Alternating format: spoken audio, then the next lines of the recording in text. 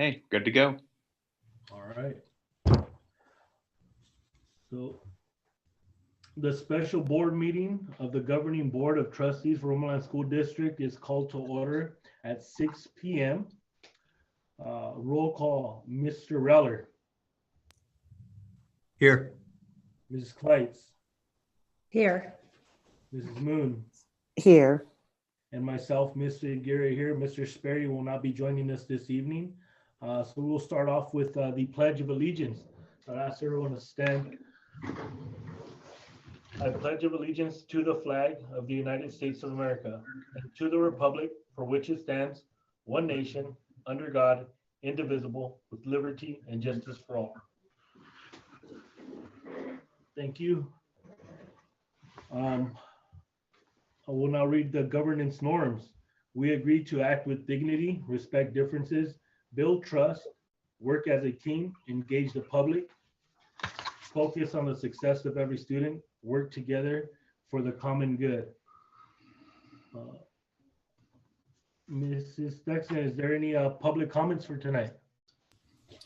No, there are not. Okay, thank you. So we will move on to the information items. F1, Board of Trustees study session. Mr. Payton. Thank you, Mr. Aguirre. We're going to talk a little bit tonight to update our board on some of our facilities needs moving into the future. Tonight, Mr. Butler, if you can go ahead and go to the next slide. I'll just remind a couple of goals that we had established earlier. We have a short-term goal, and that is to mitigate overcrowding issues that impacted schools, especially as development continues in our attendance area. And we have some pre-established long-term goals to build a new TK through 8 school on our Monument Ranch property when the appropriate funding becomes available, and also to look at acquiring a school number 7 property for future development. For tonight's focus, we're focusing on our short-term goals over the next 2 to 3 years. I think our long-term goals are a conversation for another day later in the spring or fall next year. But we really want to make sure that we are prepared for the short term and meeting our capacity needs. Next slide, please. So we're going to go through each school, and projections are a little bit dicey this year because of the pandemic that we've been experiencing. So in general, across the state, enrollments are down, mostly attributed to TK and K and kindergarten enrollment. Not being compulsory, some families opted to not enroll their child in TK or kindergarten, kind of across the state. So we went back to we have a study from this year, but we went back to our 2019 study because it's a truer picture of what we're looking at. So we'll just kind of go through each school quickly, and I'll give a few talking points on each school. I will mention that Boulder Ridge will be our most immediate need in terms of capacity. It's currently got a capacity of 894 students. You will notice where that little red diamond shape is, that's this year. That's their enrollment this year. It's at 770. So those are actual numbers from that point backwards on the slide. And then, of course, moving forward, they are projections. And those, on all of these slides, I think what I would like the board to understand is these numbers are produced by Davis Demographics, and they look at birth rates and student mobility. So these are the number of school-age children projected to live in Boulder Ridge's attendance boundaries through the fall of 2026. Now, we may not get all of those students, and particularly at Boulder Ridge, sometimes we lose some students from some of the people that live further out away from the school. So that's a variable that could cause these numbers to decline a little bit. And also we have specialized programs at most of our campuses, and in particular at Boulder Ridge, we have a classroom of early childhood education that takes up some capacity space versus a traditional TK through 5 school. And so I'll talk about the specialized programs at each school. I think the most important thing for us to realize about Boulder Ridge and some information currently is there's 4 available classrooms that are currently not occupied on Boulder Ridge's campus. And we should be fine for our enrollments for next year. But looking to the fall of 2022 is when we potentially start to exceed capacity, existing capacity at the school, depending on how these numbers shake out. Right. So obviously we constantly monitor this. We'll have a better indication at Seabeds Day in October next fall of that projected 869, actually how many showed up. We still may have, we don't know if the fall is a return to normal for us at this point. We still may have families, maybe not to the degree that they did this year, but electing to keep their TK and K kids home, because it's not compulsory next year. So we may get some of them back. We may get half of them back, that kind of thing.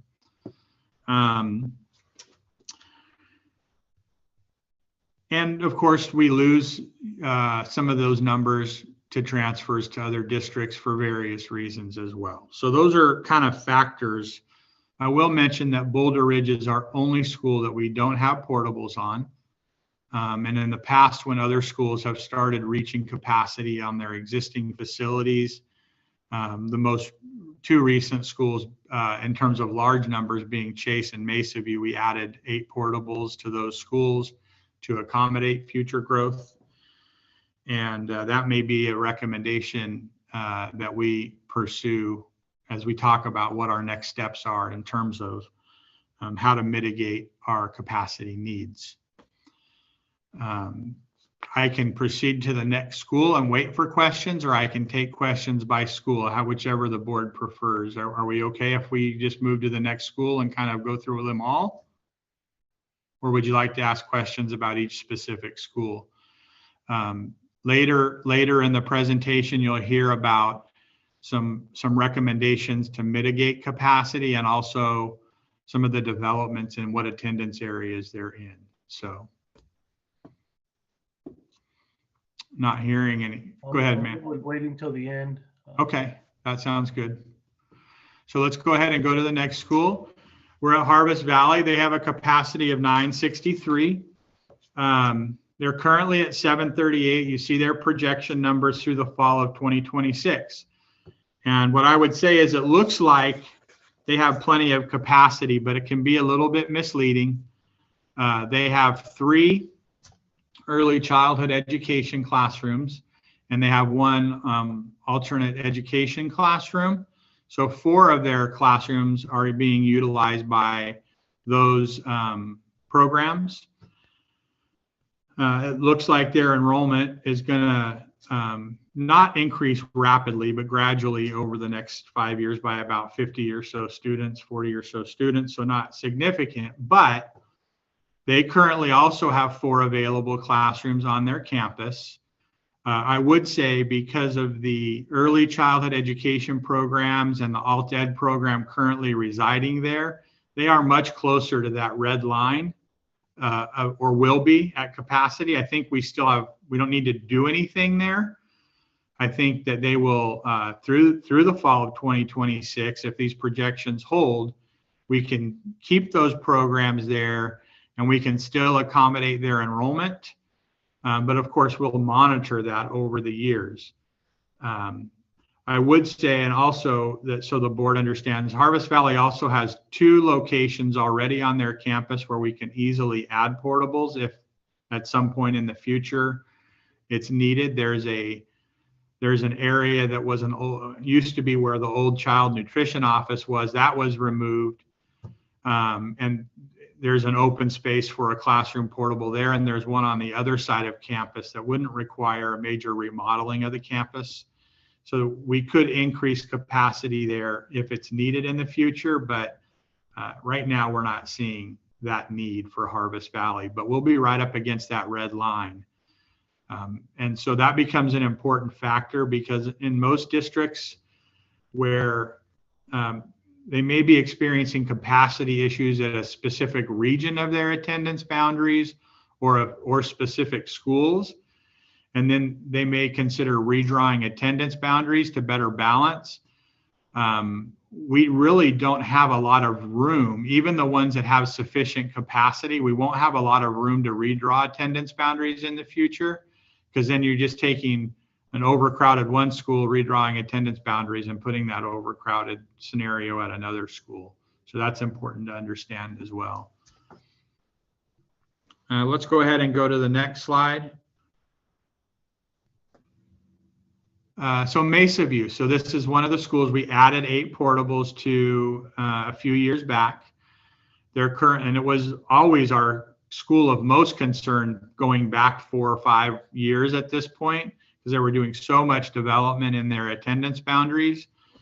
They're really kind of almost built out, at least in terms of active projects in their attendance boundaries. So while you'll see a gradual increase of about 100 students through the fall of 2026, they have the space to accommodate that. And in fact, they have even a little bit more space, which will help us relieve one of our other schools. I'll get to that in just a second.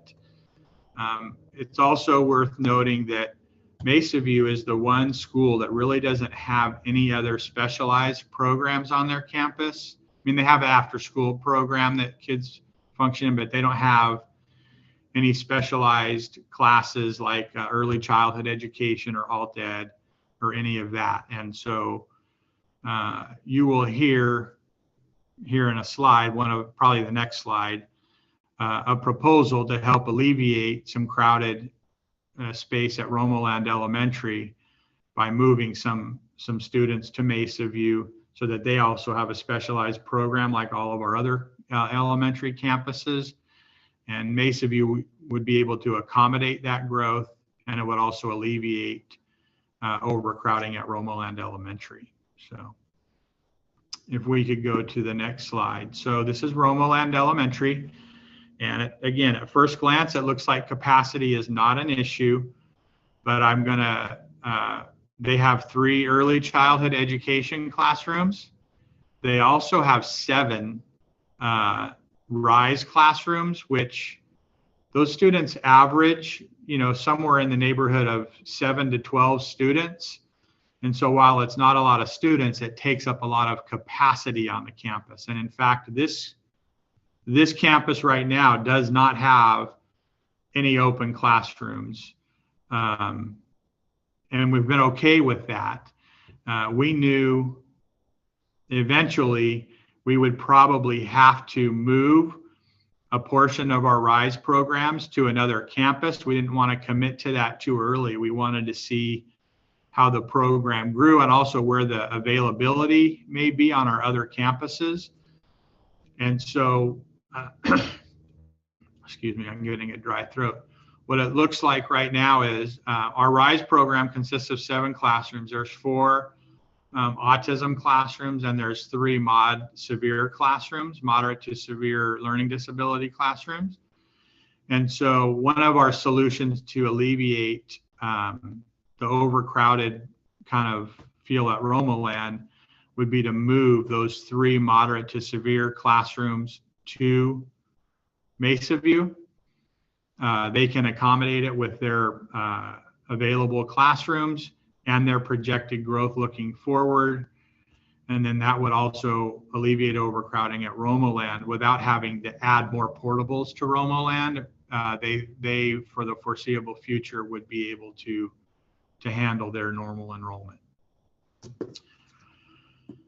Which then brings us to our middle school. And so I would say this is probably our second highest need, mainly because they don't reach capacity till another year out potentially. This is another school we added 8 portables to a few years ago. Their capacity is 1,476. And you can see by these projections that in the fall of 2023, if those projections hold true, we may be at capacity at that time. So Chase is unique in the fact that we can't really overload students to another school if we get crowded. There is no other middle school to overload to. So really at that point, we're really looking at adding more portables to Chase at this point. Of course, these numbers could change over the next couple of years. We would be revisiting this in the fall of 2022 at seabed's time and see what those enrollment numbers are, and then see if that need is really going to be there for the next year, or if we can buy another year. Sometimes kids, as they progress from elementary to middle school, they may go to a charter school in our area. They may matriculate to a different middle school. So again, these are just numbers living in our attendance boundaries, but these numbers could come in lower once we realize the actual numbers. And so what I'd like to then do, if we can go to the next slide, is talk about some possible solutions. I think to summarize, we really have Harvest Valley and Mesa View, which we think are okay through the fall of 2026. We've got Boulder Ridge as our most immediate need, Chase being an immediate or a second need, and then Romoland is really kind of at capacity, but we can mitigate that with some internal shuffling. So we don't figure we need to add facilities to make that happen. We think we just need a program adjustment in location, and we should make Mesa View okay as well. So that leaves us with really overcrowding issues at Boulder Ridge and Ethan Chase.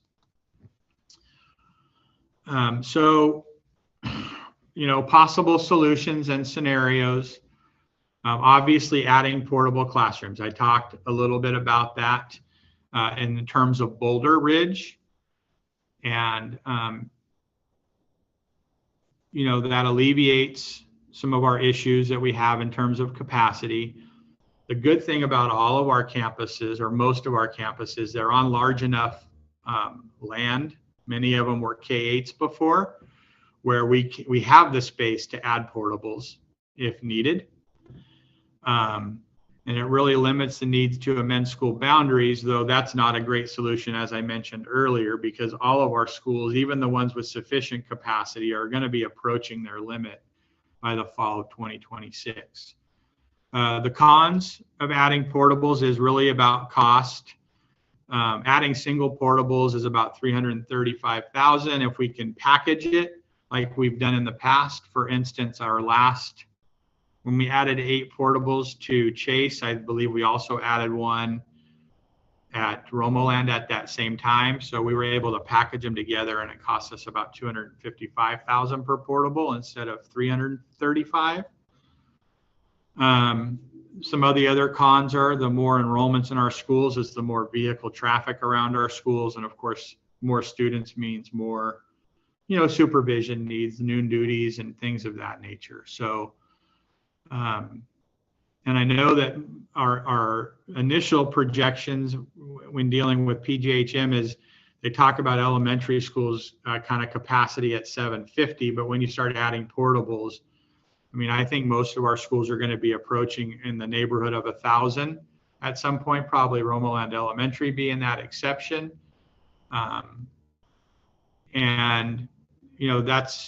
That's not unusual for an area experiencing rapid growth.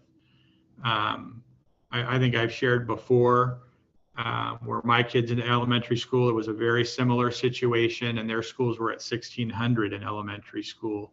Now, they had to go to year-round school to accommodate that, so there was about 1,200 on campus at each time, but that is a potential solution for us in the short term, is adding portables where needed. Can we go to the next slide? This is another option that I think would be the best solution in conjunction with adding portables where needed. I think we can add some portables. Obviously, we were forced into offering virtual school this year. I think that desire is still out there, so we're getting ready to send a survey out to gauge interest in virtual school for next year, because some families still may be hesitant for safety reasons to come back.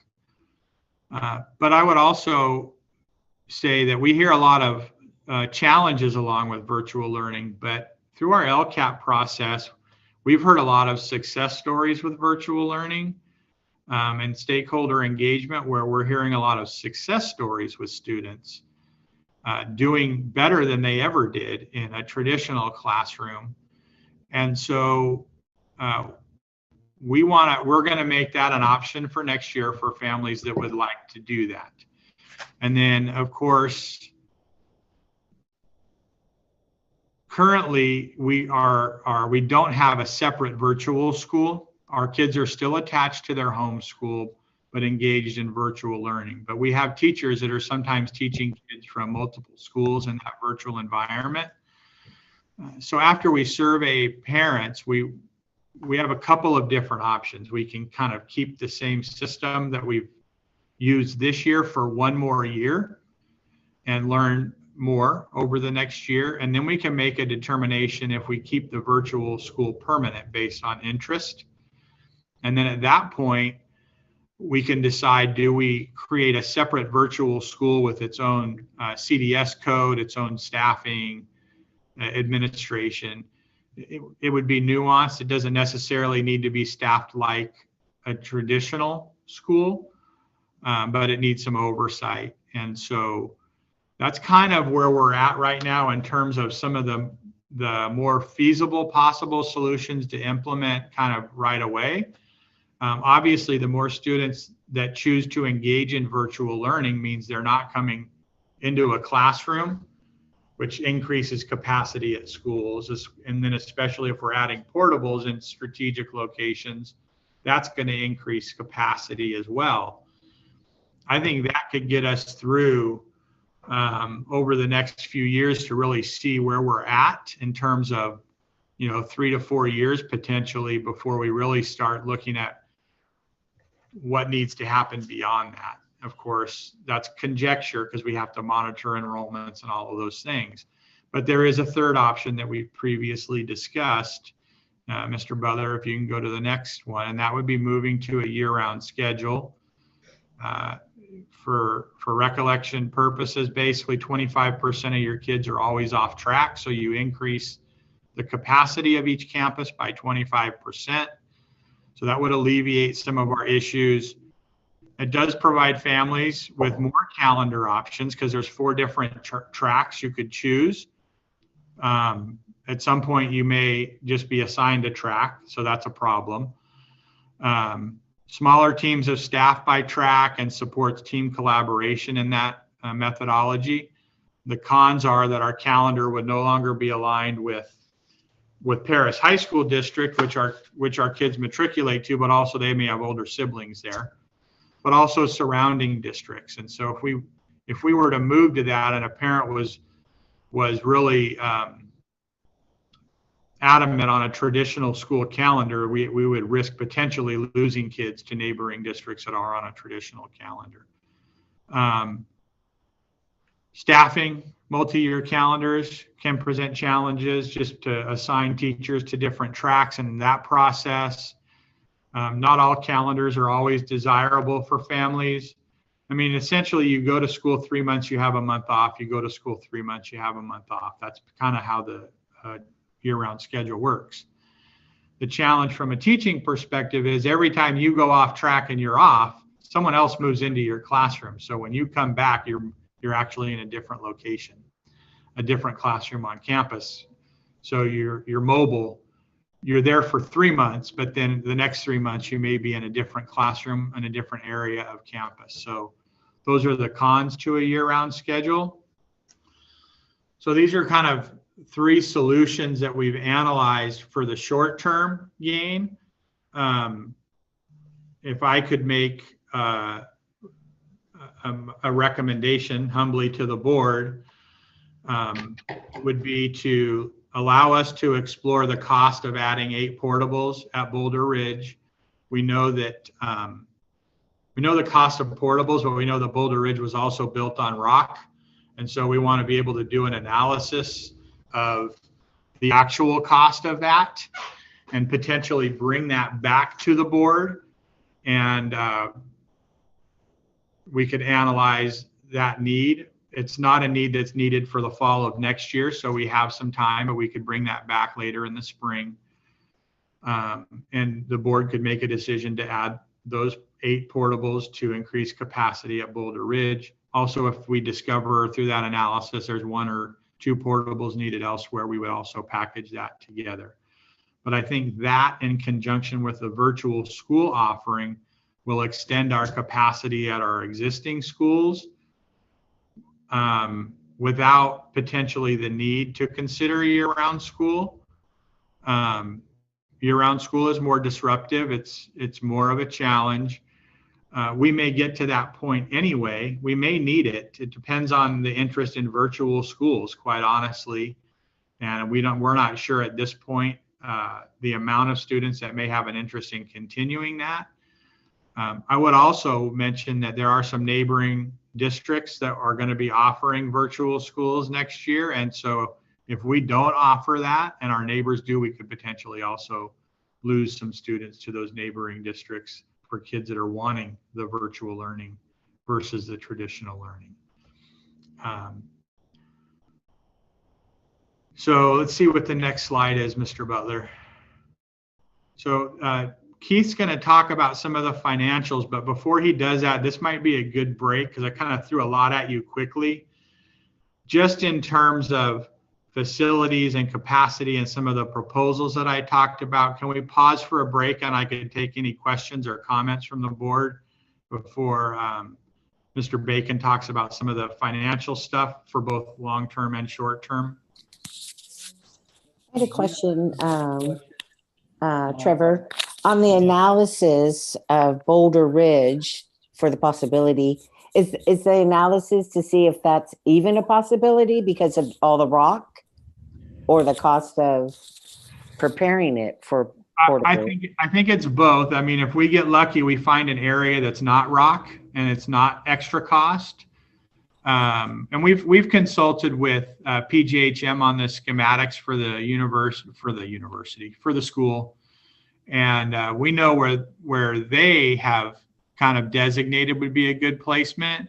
What we want to do is bring in kind of the experts in the area that can tell us, what the ground is like underneath that. Because if it's rock and it's going to cost us an exorbitant amount of money to put those portables there, but we may have another area on the campus that isn't rock and it's cheaper to build there, then we want to make that movement.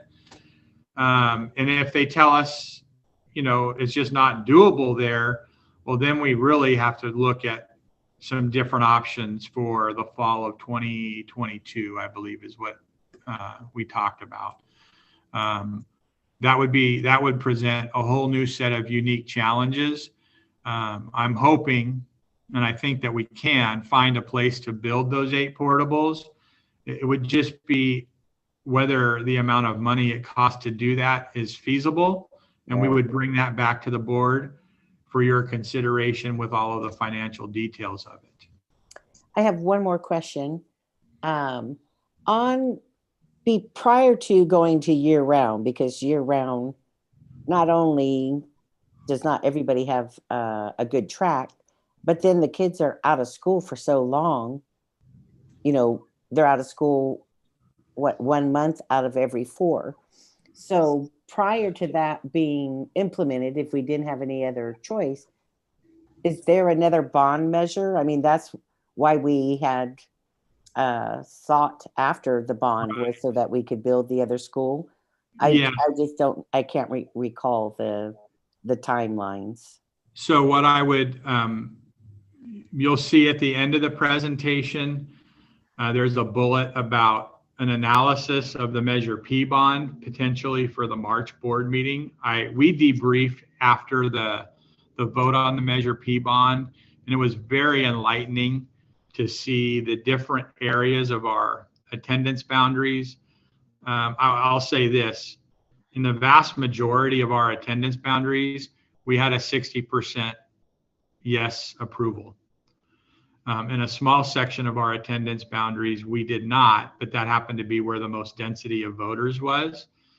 And so at our regular March board meeting, I asked our consultants to come back and share that with the board so that you have a proper background, just in case you want to consider another attempt at a bond in 2 years. I think you need to at least be educated on what we've discovered this past time. And so, that if the board hears that, they'll at least kind of have a frame of reference. And then next fall, we could talk about whether that is something, or spring, if something that the board may engage in, and the ramifications and the pros and cons of an attempt at that again. We missed it by like 1.3%. It was very close. And Yeah. so, I'd rather attempt that than go to year round. Yeah, that might be something the board decides to make an attempt at in November of 2022, I believe, is the next election ballot. That might be considered.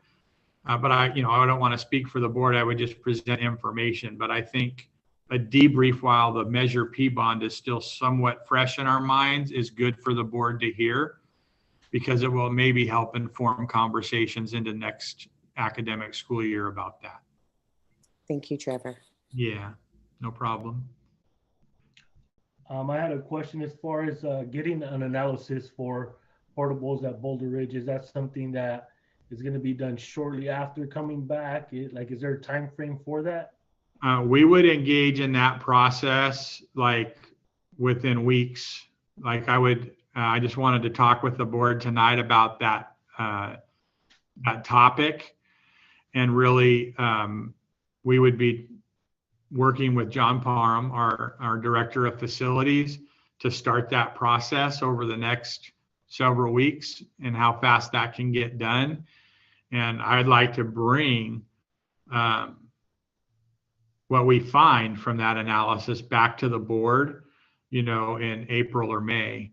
And if there is something for the board to consider price-wise in terms of, what if we know the cost, and if the board wants to proceed with that option, then we would look at that in April or May, just because we don't know the scope of work may take a little bit longer than normal depending upon what we find underground. Right. So you're saying from weeks from today, or weeks from once the schools reopen? Oh, no, I'm saying we'll start later this week. We'll tell John Parham, this is what we start. This is what we need. We'll engage in that over the next 8 weeks, I would say.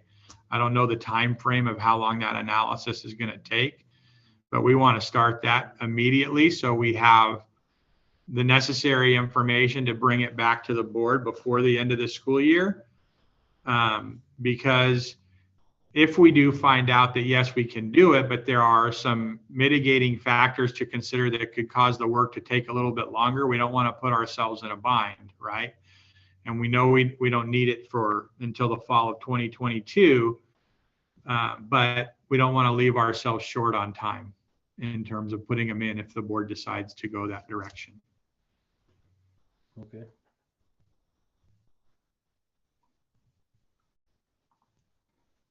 I don't know if there might be any other questions on this. Trevor, I like your recommendations. It buys us some time to take a look at what Debbie was mentioning as well, and doesn't do a very large disruption to our parents and our community. But it's clear that eventually we're going to get to a spot that we're going to have to make some big decisions on this. But I like the idea of making these little adjustments to work with our enrollment, because we don't know which way it's going to go right now with the economy and the pandemic and that. So I like this plan. Right. And I can't say for the long term, these are small tweaks to buy us time. We still have obviously a definite need for more schools. And that's kind of why I wanted to have Keith talk a little bit about our financial picture. I would add also that what we're trying to do, as he talks through these financial points, we're trying to reserve these finances for a new school facility and not have to expend these finances on things like portables, some of the mitigating factors short term that we're talking about. We have some other funds outside of what he'll be talking about today that we think could help offset the cost of portables. And also we may be getting some federal dollars along with CARES Act, right, that could potentially be used for portables and things too, because we don't want overcrowded schools in a COVID environment, right? And so we're looking at other sources of income to mitigate short-term, the addition of portables and those types of things. These funds that he'll be talking about, we're hoping to reserve for when the time comes that we hopefully can build a new facility. So with that, I'm going to turn it over to Mr. Bacon. Thank you, Mr. Payton. So we do have a few slides here talking about the financials. If there are any questions, please feel free to let me know and I'll do my best to explain what we're looking at. So we kind of looked at the financials in terms of what we currently have available and then some other forecasts for the future. Previously, the board had designated $3 million of our fund balance to be set aside for future facilities needs. So that's that first line there. Our Fund 25 developer fees. So these are the fees that a developer will pay whenever they want to come into the district and build either residential or commercial property. And there's not a CFD involved. So these funds are outside of our CFDs. The third line, that's about $6.2 million. The third line there is our CFD funds available for facilities. So when there's funds available outside of the obligations that the CFD collections are due to pay for, those funds are deposited into an account that's available to be used for facilities. With the completion of the Romoland modernization as of 1819, a claim was submitted with the state and it's supposed to be approved at the state allocation board meeting tomorrow. And that'll be $1.5 million that'll be coming in for that.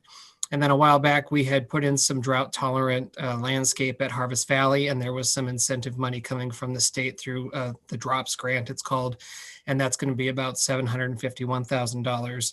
And that money is anticipated to be coming sometime between now and April. I couldn't get the gentleman who's responsible for issuing these funds nailed down on a specific date. So all that being told, we're looking at about $13.7 million in money we already have available or we expect to have available in the coming months. Mr. Butler, can you extend to the next slide? Thank you. So then we're looking at some anticipated revenues. So these are revenues that we expect to get based on historical data.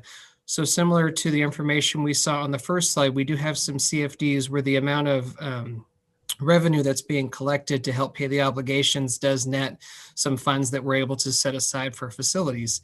And you can see between the current year 2021 or 2020-21 and 2024-25, we're looking at anywhere between 1.4 million and 1.68 at the highest million in funds that will be available for facilities for housing units that have already been built that are within a CFD. So that's another potential $8 million that we would have for facilities. Go ahead, Mr. Butler. I would just add though that can you go back one slide, Mr. Butler? Thank you. The 8 million is a good figure, but it's 2024-25. It comes in incrementally, so it's not like we have 8 million today or within the next few years. And of course, as more time goes by, our needs will become greater and greater, right? So that's something to keep in mind. Go ahead. And then these funds are more, we're going to call them tentative because they're really good estimates at this time. But you may have seen some of this information previously about bond issuance for some of the CFDs within the district. As an example, the last time that this information was presented, the $10 million that's slated to be issued in bonds in 2023 and 2024 was going to be issued the year prior to that. And so what happens is these CFD bonds are not issued until a certain percentage of a development has been built out. And so based on how rapidly the development occurs, those funds could be available in those years or they could be pushed out later, just depending on how fast things are built. Similar to that, On the right side is our developer fees, as we talked about on the first slide that we looked at the financials. These are going to be the fees that people or developers are paying for outside of a CFD. And so this is the estimated growth in the next 5 years for development outside of the CFD. If there is residential development that it comes in and they do want to form a CFD, then those developer fees would go down and the CFD funds on the left would go up. So we're looking at the potential tentatively of about $24.6 million by 2024, 25 in the CFDs, and $6,100,000 over the next 5 years for the developer fees. But just as an example of just how unpredictable the CFD issuance funds are, we have the next slide. I can show you an example of how we can't really count on those coming when we're expecting them to come. So this is a project that's was slated to be built over by Heritage High School, and we just had a recent update from the city on this.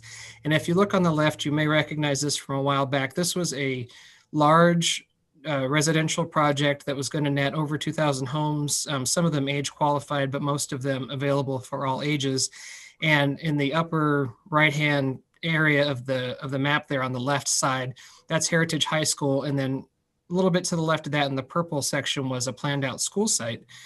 Recently, we reached out to the developers just to get some more information on where their development's at, and they presented us with a new plan that they're going to be presenting to the city of Menifee. And those large blue boxes are warehouses. And up in the upper part of the map there, those little boxes are office space. So rather than developing a couple of thousand properties in this area, they're now looking just in that little green strip on the right-hand side. That's going to be their residentially zoned area. So it's kind of an interesting, I don't want to say trick, but it's an interesting approach that developers can use. They still have to zone this property to build 1,700 homes because that was the minimum, but they don't have to build that many. So they can zone that many, and they're expecting to build 500 to 600 homes. We're working with them for a potential school site within that area for future building, but that's just like a quick example that came up recently where those CFD funds that haven't been issued yet are somewhat unpredictable just based on what developers are looking to do. And so while I would add, going back to this, like when you see the amount of homes on the left, which we had been in pretty constant contact with them, and then how that transitioned to basically a giant field full of warehouses.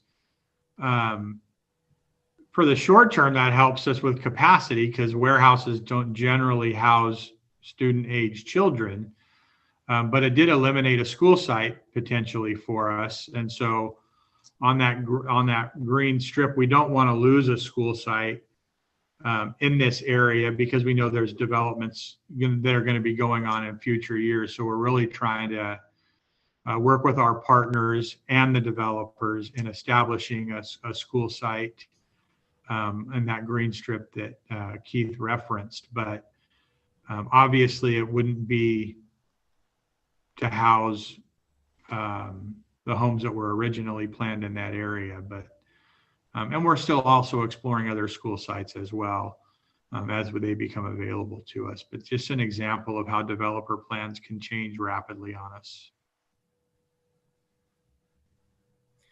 And this is just the most recent updates that we had as far as development goes in our boundaries. You can see the multiple different projects there. The vast majority of them are in the Boulder Ridge Elementary School attendance area.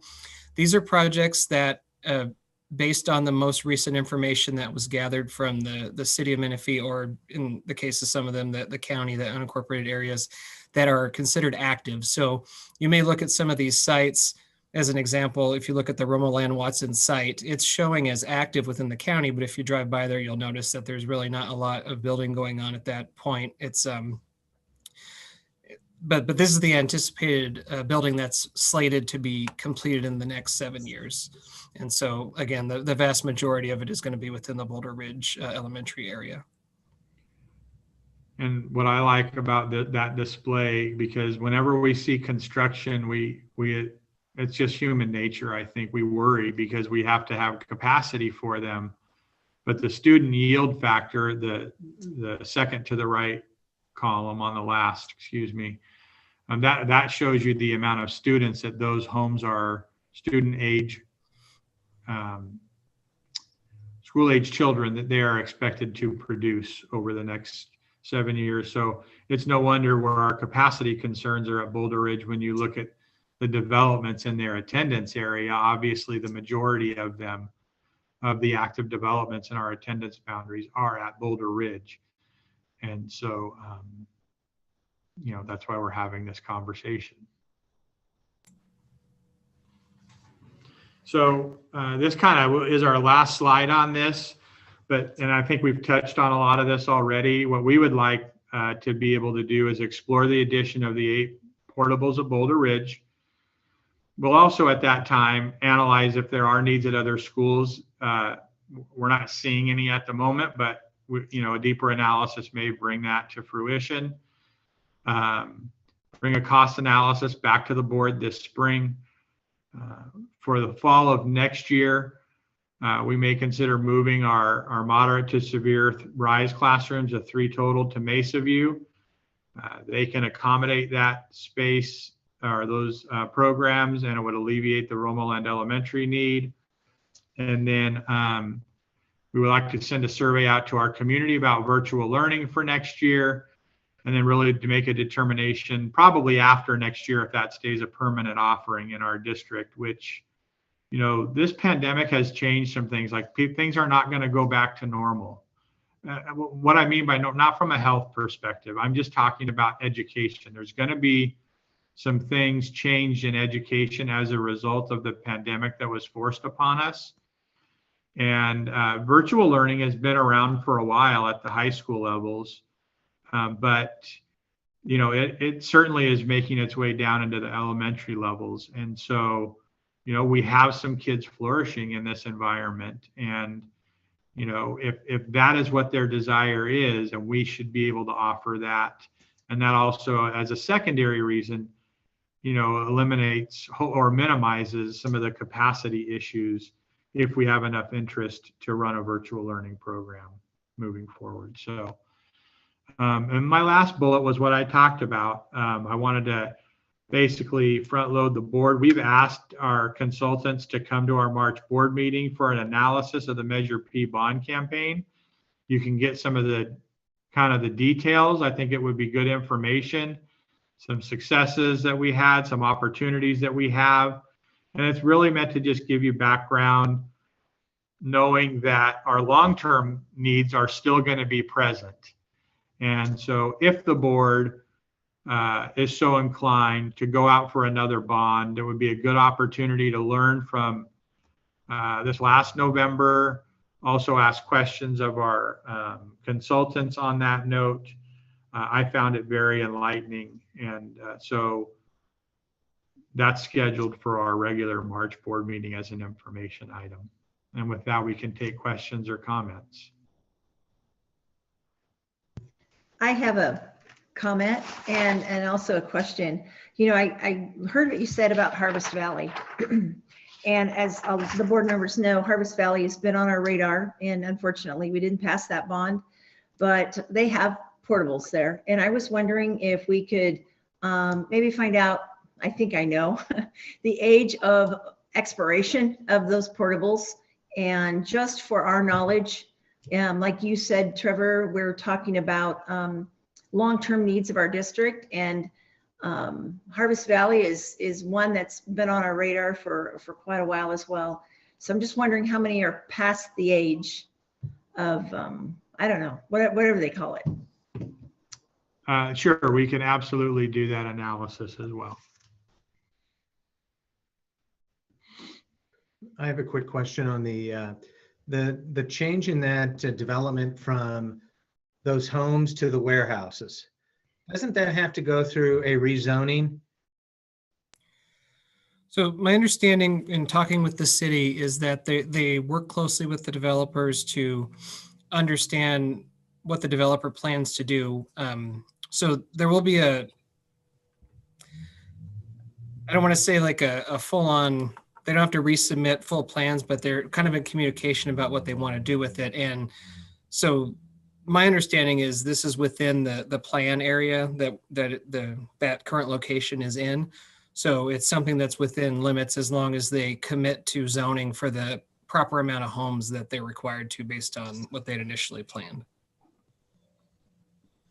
So I can buy a piece of property, get it zoned for homes, and then build warehouses. But as long as I still build homes, I'm okay. I think that's something that I'd like us to reach out to the city of Menifee and find out what the deal is there. Are they going to have a public hearing to rezone that? I hate to see those go up and our community not have any input on that, because I'm not sure if I like those warehouses right behind Heritage High School, where we have agriculture, we have football games, things like that. So if you could look into that for us and get back to us to see if we need to go to a Menifee City Council meeting and listen to what they have to say, or contact some of our city councilmen. Absolutely. We were a little caught off guard by it, honestly. It was when we were in the midst of the bond campaign, and I was talking to the mayor, and we were that this development came up in its previous form with homes. And he said, you might want to reach out to the builder. They may be thinking of some different plans, but he didn't go into specifics. And then by the time we got a hold of them, and this was literally probably just 3 weeks ago that we discovered this. And of course, that whole plan had changed. So it was discouraging to some degree. And, how that shifted and how that got approved in the city of Menifee, we will explore and we'll talk with them about it. Thank you. So that's it for our facilities. If there's no more questions or comments, sorry that took a little bit longer, but obviously it's a big issue that we needed to address. But I think for the short term, hopefully if the Boulder Ridge portable plan pans out, we can buy us enough time. And if not, then we're really going to be looking for plan B in short order, and we'll explore those options as well.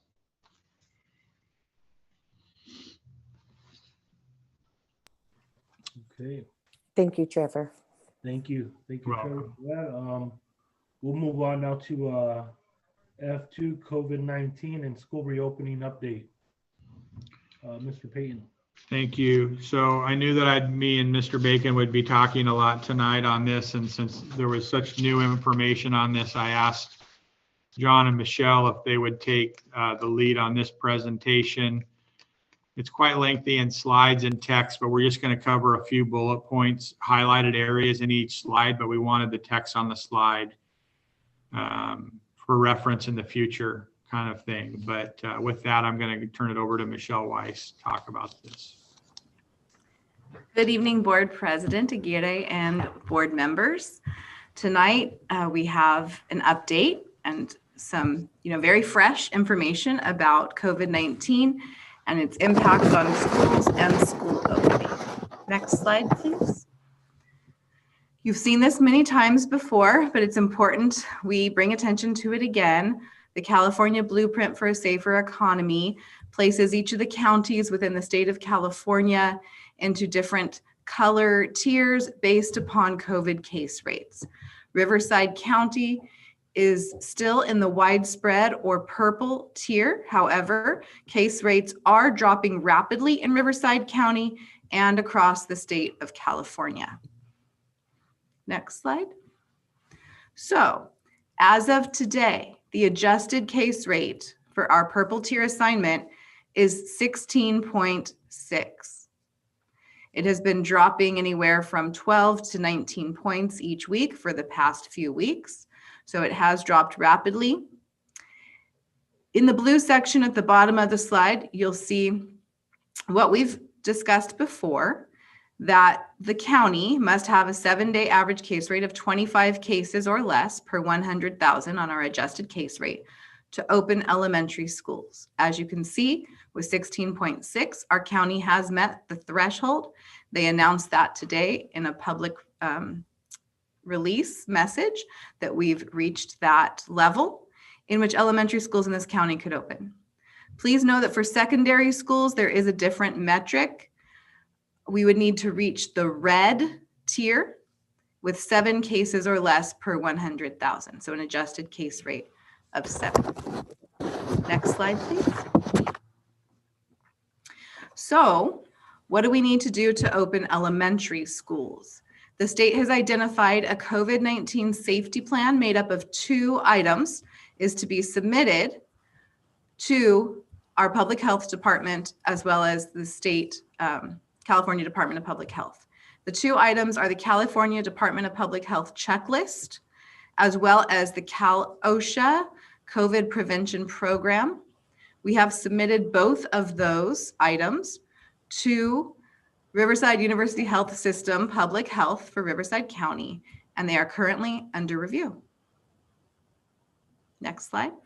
I'm going to take over some of the slides as well.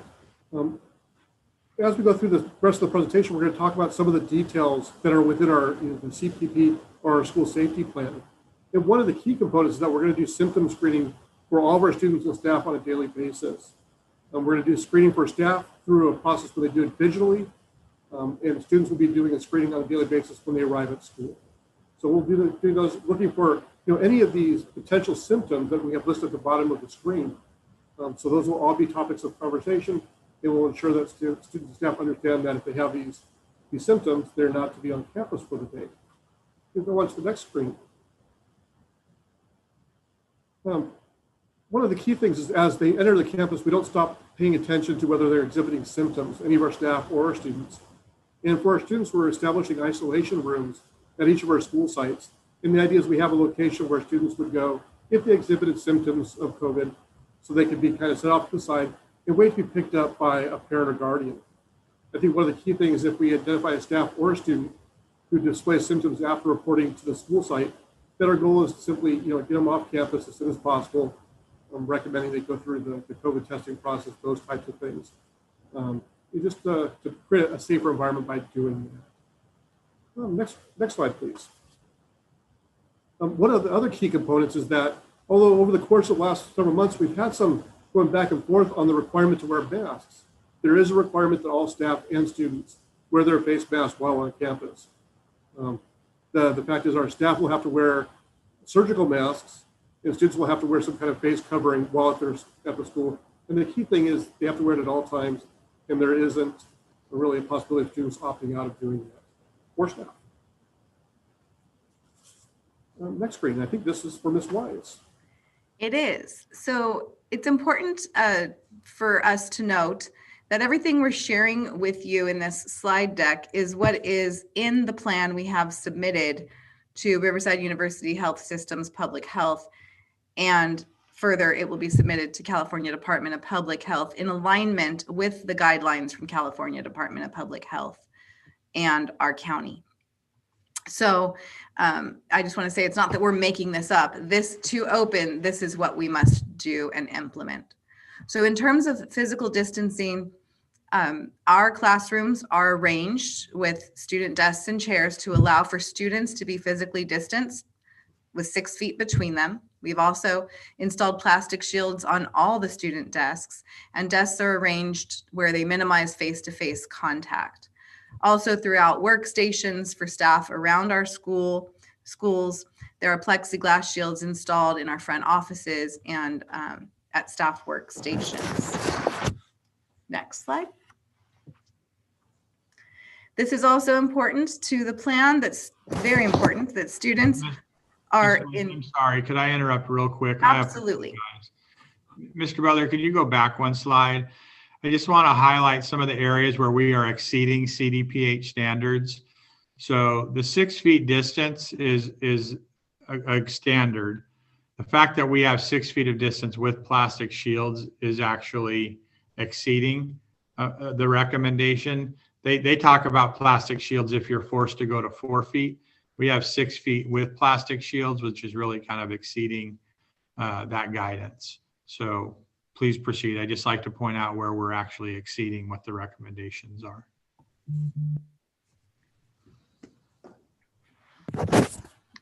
Also, our students are scheduled to be in stable groups.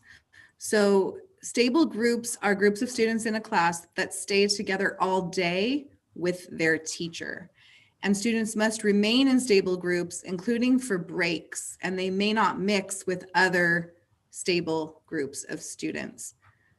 So this is unique to this time period in being able to open schools in terms of this concept of stable groups. Next slide. Also with scheduling, the CDPH, California Department of Public Health, has recommended staggered start dates to get the youngest students on campus first, grades TK through 2, followed then by grades 3 through 5. And to meet the requirements of physical distancing as shared earlier, that means a hybrid schedule must be implemented. If a class has 30 students, not all 30 can be in the classroom at the same time. Half can come on one day and half can come on another day. So in-person instruction for one half of a class would be Mondays, Thursdays, and the other would be Tuesdays, Fridays. The alternating days are virtual learning. Wednesdays are virtual learning for all students. And please know that the virtual learning option as a full-time option remains available to families this year. Next slide. In addition to staggered start times for the resumption of students coming onto campus, we're also going to stagger the start times for drop-off and pickup. If you look at the screen, the traditional model of a hybrid schedule will go from 8 o'clock to 12:25, while the hybrid model would start a half hour later and end a half hour after that, just to reduce the number of students who are coming and leaving on the campus at any given time. Students who are leaving the campus will also have a chance to get their lunch, but it's going to be a to-go lunch situation. And the key thing is, once again, kids will not just be on campus eating lunch in non-cohorted groups, they'll be leaving the campus with their lunches. And then once the school day is done, there's going to be an office hour possibility, availability for students who were doing asynchronous instruction on a particular day. So they'll still have contact with their classroom teacher on a daily basis, or just to confirm there's attendance issues and just getting work done and having access if they have any questions, concerns over the instruction provided that particular. Pardon me. One other thing we're doing is we're trying to minimize contact on the campus in general. So we want to have multiple points for campus entry and exit. And we'll do this best we can. Different school sites have a different number of exit and entry points, but we're going to try to create a situation where we have students going to different locations to enter campus as well as exiting it to avoid large gatherings. Next screen, please. Another component of the safety plan is the disinfecting regimen that we have on at the school sites. We will have daily disinfecting at each of our school sites, and each classroom will actually be disinfected on a daily basis. But we're also going to focus on high-touch areas outside of the classroom, such as handrails, door handles, restroom services, playground equipment, just to hit those areas where we have multiple students contacting over the course of the day. But more importantly, we'll also have disinfecting in each classroom on a daily basis as well. And in addition to that, if we happen to have a situation where we have a positive COVID situation, we are going to have a system where we identify the areas in which a sick employee or student was located, so we can do more of a deep cleaning of that location. So we can be very attentive to the fact that we want to, if we identify an area of concern, that one gets a bit more attention in addition to the normal process of disinfecting the entire school site on a daily basis. Let's just go to the next screen. Ventilation systems also been identified as an area of concern, or the area that we need to address at the very least. And we have gone through and we've identified the MERV 13 filter as being probably the best filtration system to be used within our HVAC systems. And as a result, we have the MERV 13 filters. They'll be going in place in each of our classrooms and each of our AC units, in addition to the probability of opening doors and windows and doing other things to improve ventilation and circulation of air. And with that, I think we're going off to staff training, which I think is Ms. Wise. Yes, staff have been provided with training throughout this year, but with some recent updates to the CDPH guidance, as well as our county guidance, the staff training has been updated to reflect what we're sharing with you tonight and the plans that have been submitted to public health. And I will not read this whole list of items for training topics, but please rest assured staff do receive training. Next slide. In terms of family education and materials, our communications coordinator has prepared a video addressing all these training topics for parents that we are also expected to provide to parents. We will push out those materials through communications and post them to our website, and they will be in English and Spanish. This we get to the concept of COVID-19 testing, and this is something that we've been planning to do. It did step up a bit in terms of the frequency and also the scope of testing. One of the requirements is if we're over 14 cases per 100,000 residents, we have to do weekly testing and provide, encourage and provide testing opportunities for both students and staff. And that's what we'll do until we get below 14 cases per 100,000. At that point, while we're in the purple below that 14 per 100,000 and into the red, we have to do testing and provide it to all of our staff and students and recommend it on a bi-monthly basis, so every other week. We're working with a laboratory called Valencia Laboratory. They've already provided us with 1,700 testing kits, and we have another 800 that have been sent out as of today, I believe, and they'll be arriving to the district office for distribution to our school sites. And that would be a sufficient enough testing kits for the first week of testing.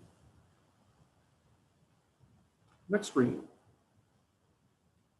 Now, in the event that we have COVID-19 cases that are on our campus, we have several things that we do in terms of the process of addressing the concern and notifying different interest groups and people on the campuses about the possibility of a COVID-19 case infection or a confirmed infection.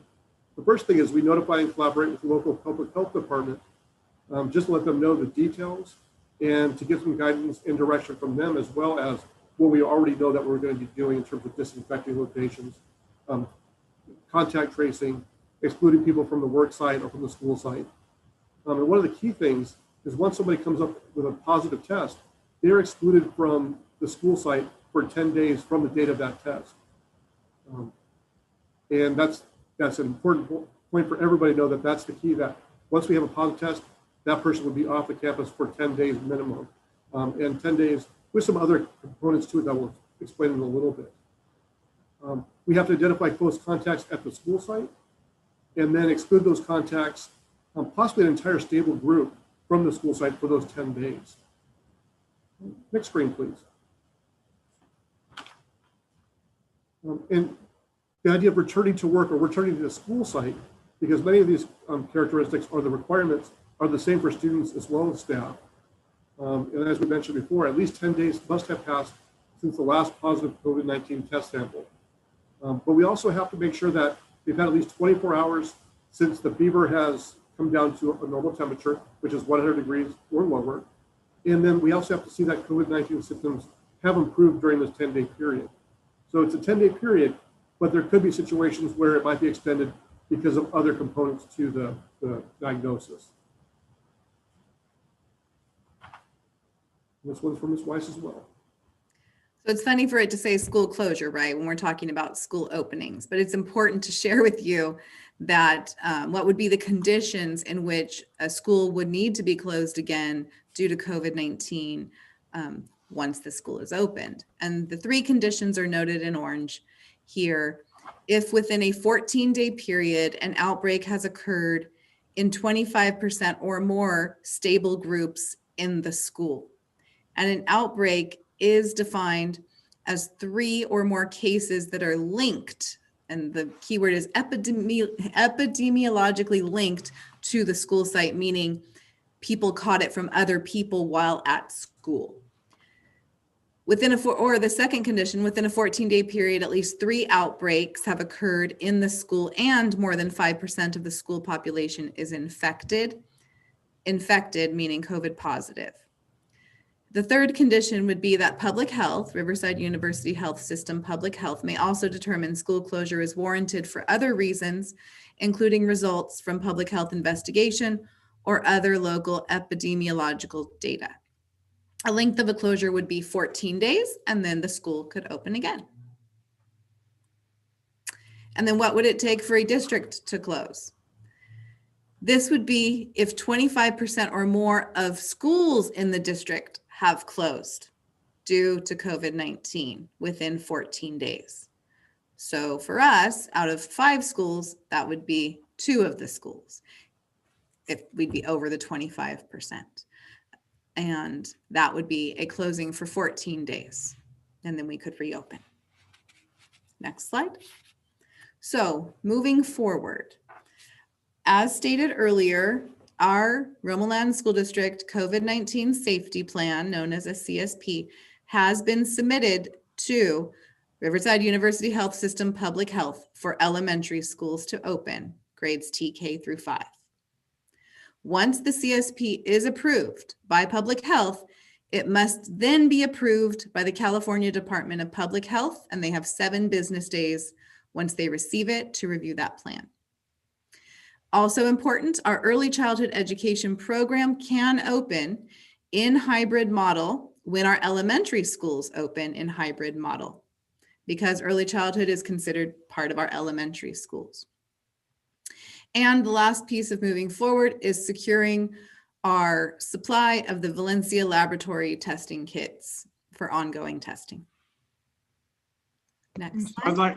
I'd like to add, before we get to questions, a couple of the nuances that we must still overcome, right? So we have our plan, and I'll use the testing kits as an example.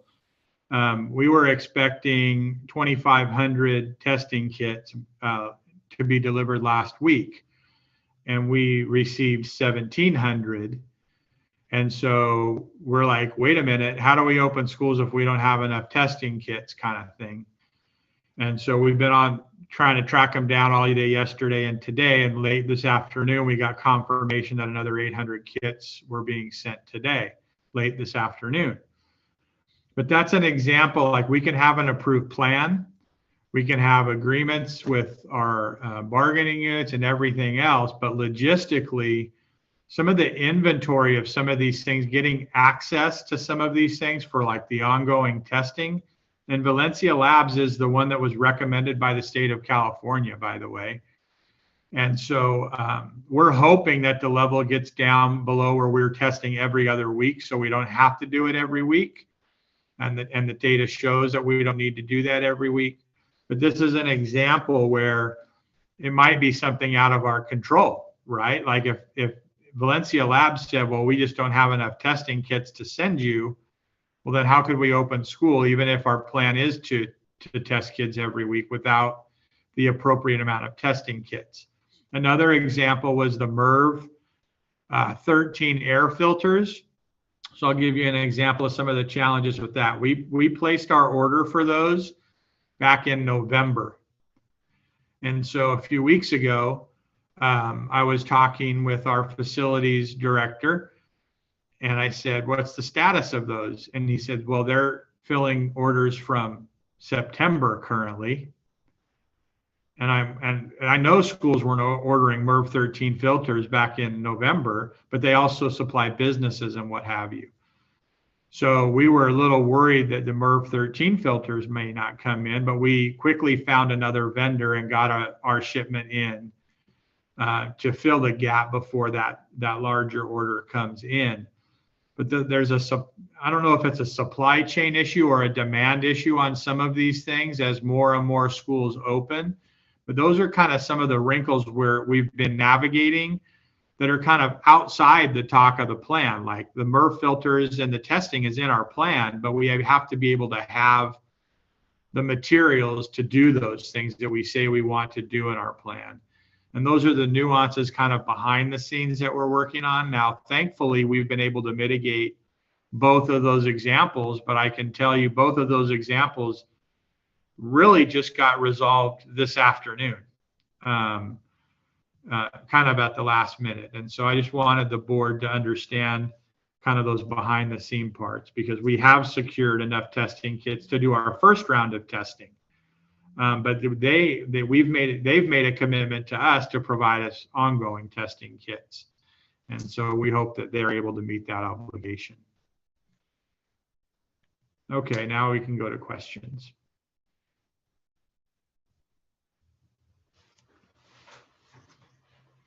Or comments. Well, I guess I'll start with a few comments. First of all, Mr. Payton, I would like to thank you and your staff on the extreme efforts. And I kind of like to call you guys the mover and the shakers, because if you don't, you're heading down, you're going up a mountain, and sometimes you can't quite get up the mountain with some of your things, and you're finding other ways to get it accomplished, like the MERV filters, the testing kits, even down to the COVID testing, reaching out for the teachers and trying to help them, and all the staff members, trying to help them to get their vaccines. So first of all, thank you for that. And then Mrs. Weiss, I heard you loud and clear. I just want to let you know, I heard you loud and clear when you talked to us about this has to be approved by the county. It has to be approved by the state. We have to have enough testing kits. Those are the big ones. I think we also need to talk about the MOUs with our unions, because we have such a good relationship with them. And I want to make sure that everything's in line before we open, that, everything's worked out there. And I know y'all are working hard on that one.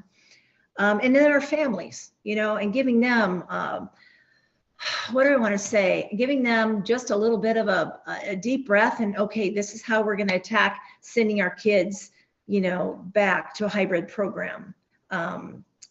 So you're doing great with trying to put all systems in place. And I know there's more to it than we probably even know. Getting the parents and the families aligned to whether they're coming on a Tuesday or a Friday or Monday, for their hybrid program, and trying to balance and get the staffing in there, because we know some staff won't be able to come back for some whatever reason. And but they may be the virtual teachers.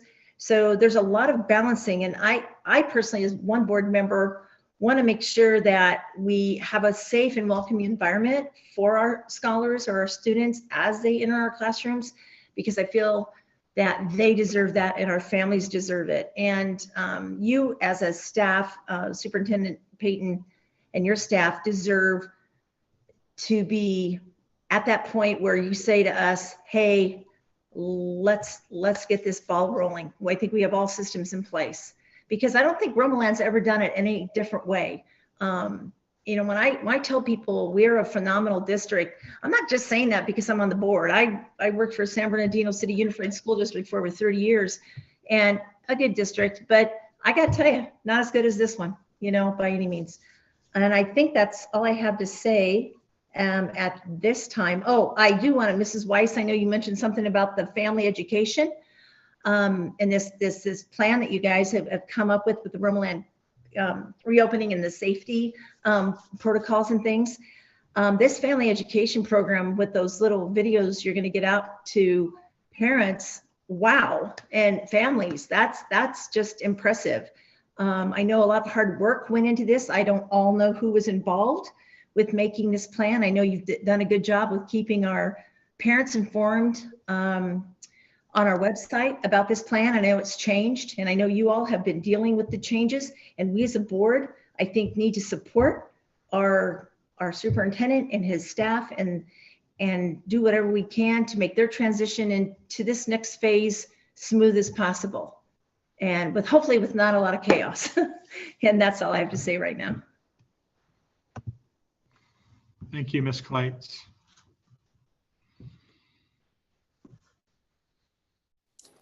So Mr. Payton, I just want to clarify.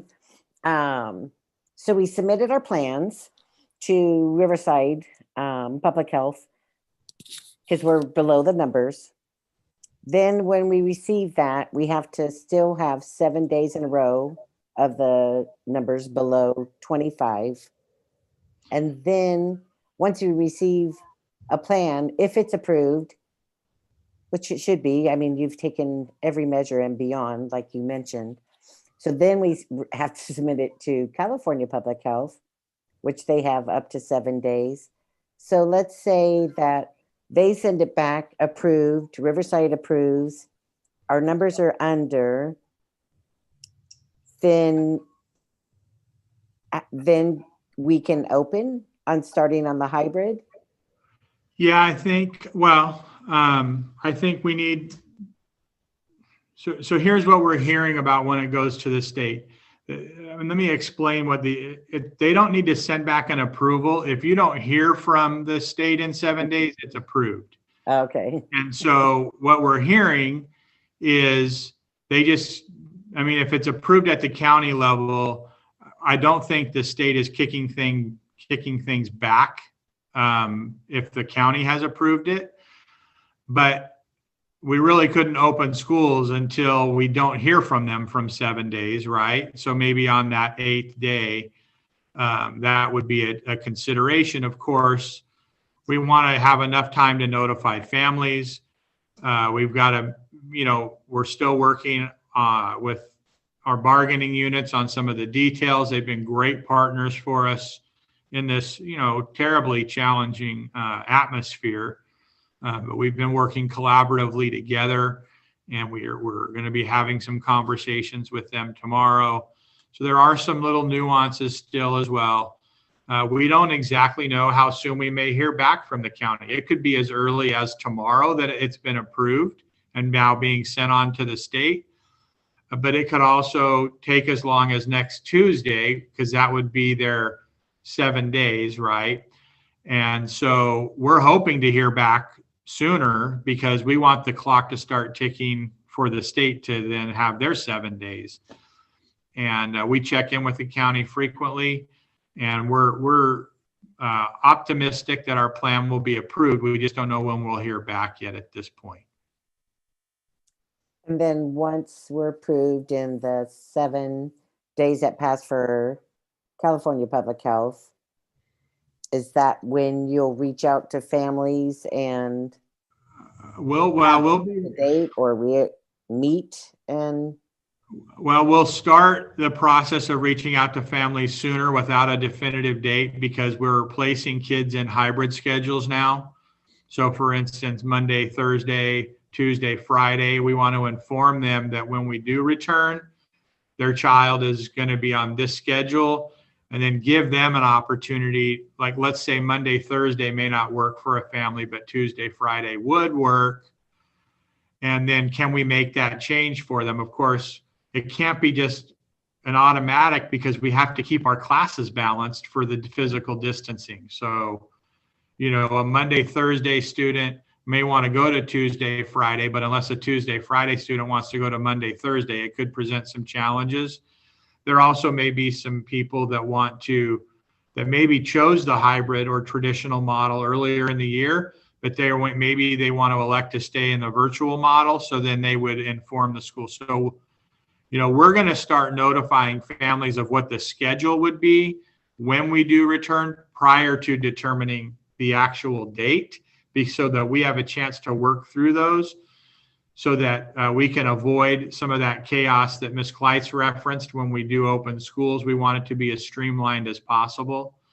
Of course, there'll be several notifications to families. As the date becomes more definitive, obviously we want to communicate that as early as we can to allow families, the time to plan as well. So there is so many layers. I'm just trying to thank you so much. Yeah. Trying to give our listeners an idea of the timing in all of this. Right. It is certainly challenging when there's things out of our control and when we're at the deadlines of other entities to approve some of our things. And so obviously we don't want any last minute notifications to our families.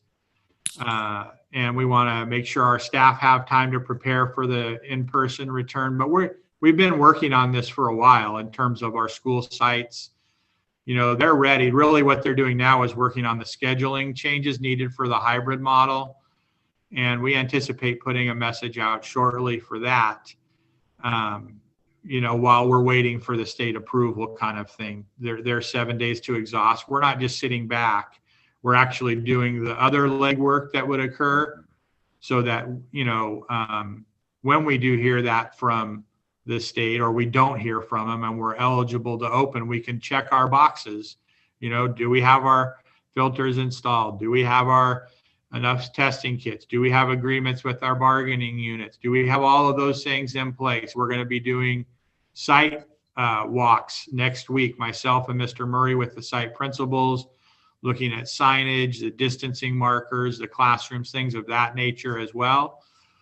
So there's a lot that goes into it. And so next week and the rest of this week will be a busy week for everybody in preparation for when the state hopefully signs off on our plans.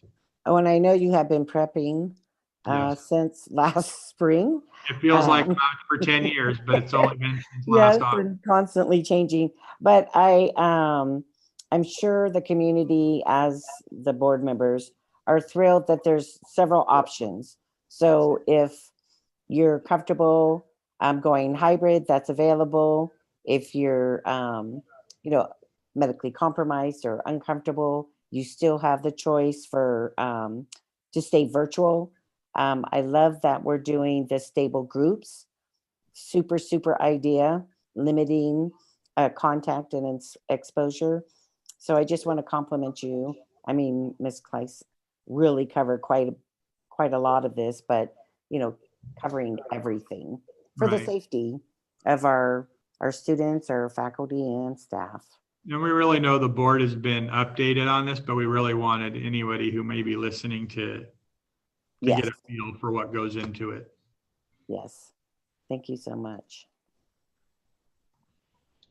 I would like to add to what Debbie and Marla said. I've looked at multiple of these plans since March, multiple iterations, and I can tell you that the alignment between this plan and what is recommended by the Blueprint for a Safer Economy, the Department of Public Health, the county and the state, there is just tremendous alignment. And I think even some of this plan goes above and beyond to ensure that we're providing a safe environment for our kids and our staff and our families. And I'm just going to finish by, someone said it earlier, partners. Our bargaining units have been partners with us for a long time, and even prior to this pandemic, and we've continued to be partners with them in working through this pandemic and putting together our plans, our MOUs, and joint communiques and all kinds of different things. And they've been right by our side. And I want to commend them and their leadership, their executive board, because it's not easy being in that position and have to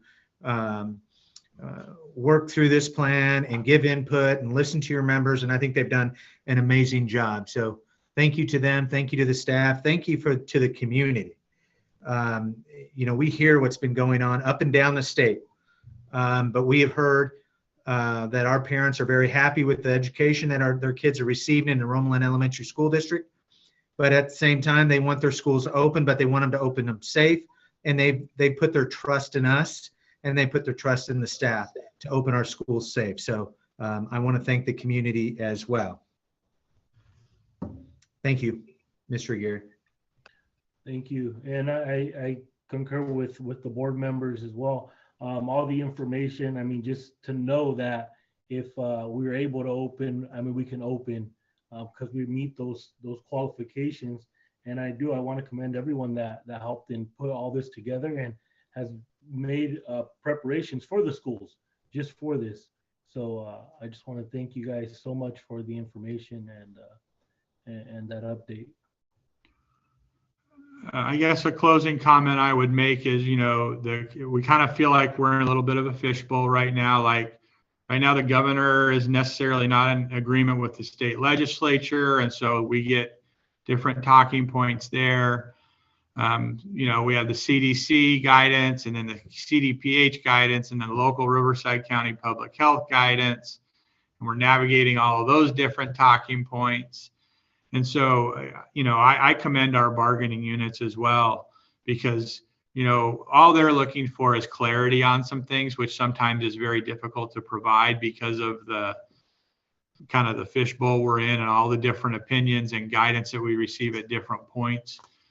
But we're starting to get more clarity around it, and especially as the case rates come down. And so I'm hopeful that it's right around the corner for us as a district. We've done all we can do to prepare. Some things are outside of our control, but I'm hoping to be able to come back to the board fairly soon and say we're ready to open. But we still got a few more hurdles to jump here. All right. Thank you. Do we have any board members who have comments, questions, or need to move further discussions? Mr. Aguirre, I'd like to propose that the board make a motion to amend the agenda and add an action item to discuss and take action regarding COVID-19 and school opening. Okay.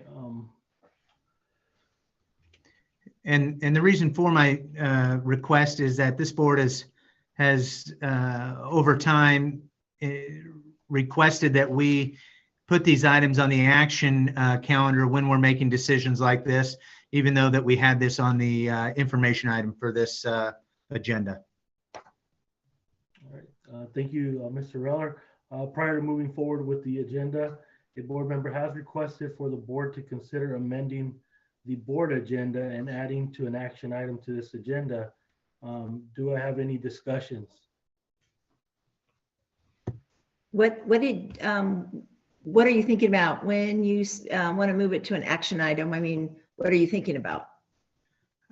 What I would like us to do is, as we've done since March, is we have consistently said that we are going to be opening schools when it is safe, and we're getting to that point right now with our case counts in the county, as well as our plan being submitted. So what I'm asking for is the board to discuss and have the ability to make a motion to open our schools based upon our local health conditions and the approval of our plans. That's what I will be asking the board if we're able to put this on the agenda for an action item. So just to clarify, so you would like this to be an action item so we can vote tonight that if all guidelines have been met and numbers have been met, that we're a go to open? Is that correct, or am I off? No, that's correct, Debbie. Yes. Okay. Okay, so you're not talking about a timeline or anything right now. You're just saying, hey, you know what? We're going to open when the district gives us kind of like that green light that all the things we talked about tonight, from our union to our state and our county and our MOUs and our families. Once our staff says, hey, let's get together and let's pull a board meeting and see what we can determine that date of opening. But you're not talking about that tonight, correct? No, that's exactly what I'm going to be asking the board is request to make a motion that we open our schools based upon our local health conditions and that our COVID-19 prevention program plans approved as it's required to be, and we and follow the blueprint for a safer economy to open our schools. But you're saying we would have to have a board meeting to officially set that date and to give direction to the staff, correct? I would request that my motion gives that leeway to the staff to set that start date based upon all the timelines established by the blueprint for a safer economy and the COVID-19 prevention program plan approval process. I see, but I'm wondering if we as a board should be making that determination. I mean, once given all that information and that they come back to us and say, we're ready to go, this system is in place, this system is in place, I think the board needs to be fully responsible for the opening of school. are making that, that final stamp. And that's exactly what my motion will be. Okay. Yeah, we will be taking responsibility to open schools based upon the approval of the COVID-19 prevention program plan and following the guidelines for the County Department of Public Health and the blueprint for a safer economy. And I think, as we discussed earlier, there are some days in there that we would be notifying parents and all of that, but it's hard for us tonight to actually nail down a specific date, because the county may approve our plan tomorrow, may approve it on the next day. And then we have those 7 days. So it could go one way or the other, but we can't open until we meet that criteria, but we're at that threshold right now, I believe.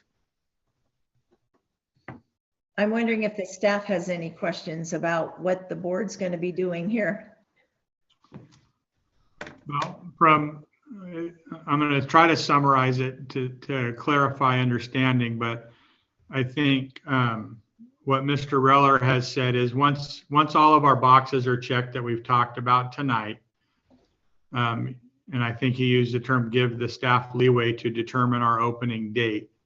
Once we've got our approved plans, we've got our MOUs in place, we're okay on our testing kits and the MERV 13 filters and all of that. I think it's, and correct me if I'm wrong, Mr. Reller, but you're saying once we feel like we're ready, you're asking the board to give us leeway to set that date rather than have to call the board back, like maybe to an emergency meeting and get the approval from the board for that specific date. Is that accurate? Yes, that's somewhat accurate, because currently we do meet the health requirements to open our elementary schools. What we're waiting on is the approval of the COVID-19 prevention program plan from the County Department of Public Health, and we can't open our schools until we have that. Absolutely, you're going to continue to ensure that you have the things that are in the plan done, which sounds to me like you're well on your way. But we can't open until that plan gets approved. And my motion is going to be to open our schools when that program plan is approved, and as we're following the blueprint for a safer economy with the case rates and the positivity rates. So just to clarify, because I'm with you on this, Gary. So once we have everything that Trevor's mentioned, once we reach that, we got approval, then Trevor's going to recommend to us an opening date based on this motion, and that we're not going to have to revote. Like that's what we're voting tonight to, he's assuring us that those things are met and he's going to provide us a date. Is that? That's correct. Okay. So I think some of the semantics that may be being potentially missed would be, so yes, the approval of the plan being important, but there's some details within the plan that I think is what Ms. Kleitz was, and Ms. Kleitz, please correct me if I'm wrong. Some of the details within the plan, other than maybe just the formal approval of the plan. Yeah. But I think what you had intimated is you'd like to hear some of the details within the plan that you have a comfort level to sign off on, to make sure that that's all in place. Yeah, I have a comfort level. I just want, of course, the plan has to be approved by the county. The plan has to be approved by the state. We have to have those testing kits, right? And our unions have to be, the MOUs have to be on board, and our staff has to be ready. But I just want to make sure it's clear. It's the board that's responsible for this. Does that make sense, Mr. Reller?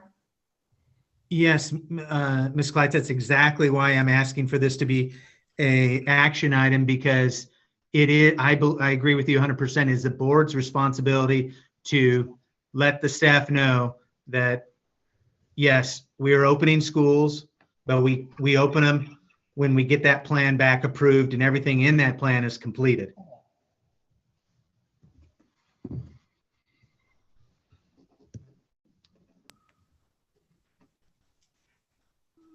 So I think, Mr. Aguirre, I think we're on to the part where you would have to vote to see if the board wants to make this an action item or not. And then if the board does make it an action item, then there's a second step to vote on the details of it. So you can proceed with that if you would like. All right. Do I have a motion to accept the proposed amended agenda, add an action item section to add an action item as presented? I'll make a motion. Do I have a second? I can second that, Manny. Is that correct? I believe so, yes. Yes. Okay. So all in favor, Ms. Kleitz, Aye. Mr. Reller, Aye. Mrs. Moon, Aye. and myself, Mr. Aguirre, aye.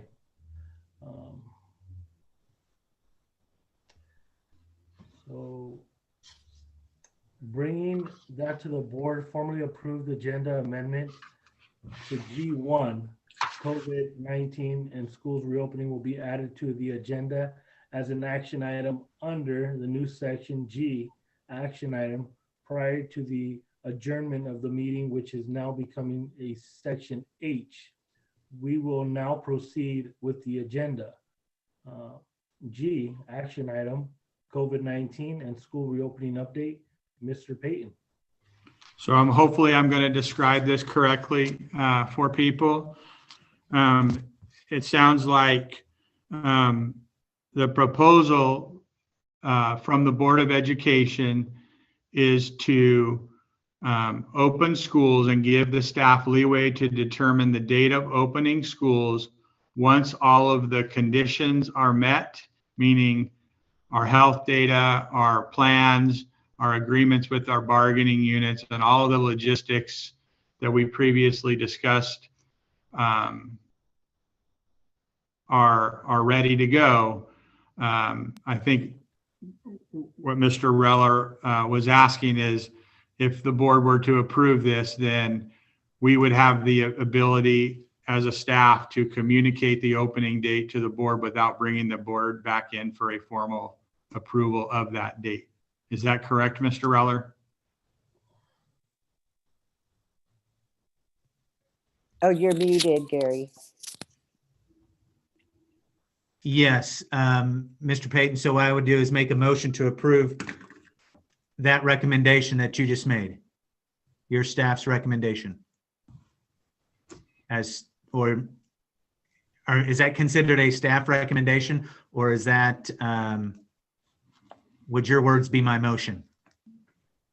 I think you could go through the process of making a motion and having a second and having the board vote on it if the board is clear on what they're voting on at this point. Okay. So I'll make a motion to approve what Trevor just outlined. Open schools. Okay, I'll second. All in favor, Ms. Kleitz,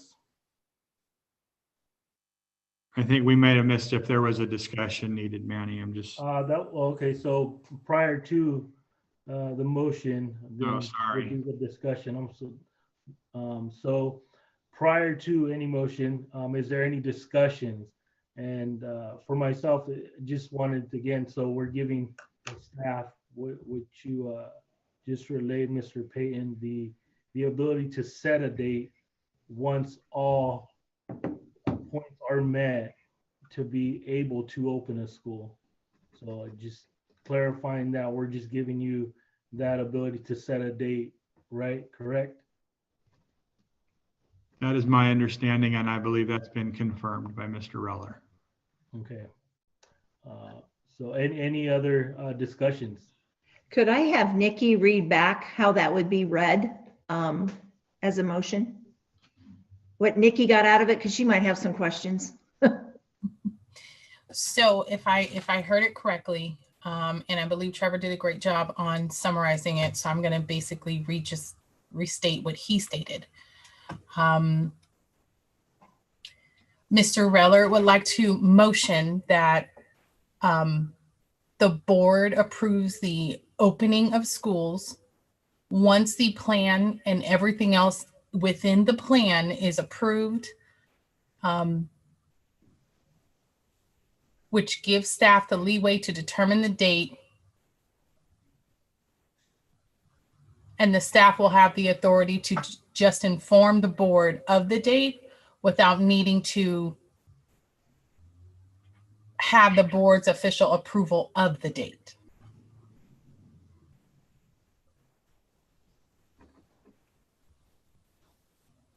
Thank you, Nikki. Based on that, is there any discussions on what Nikki just said it would be approved?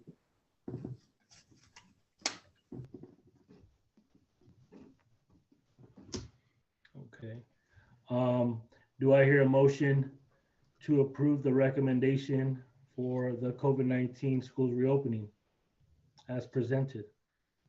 I'll make a motion. Do I have a second? I'll second. All in favor, Ms. Kleitz, Aye. Mr. Reller, Aye. Ms. Moon, Aye. and myself, Mr. Geary, aye.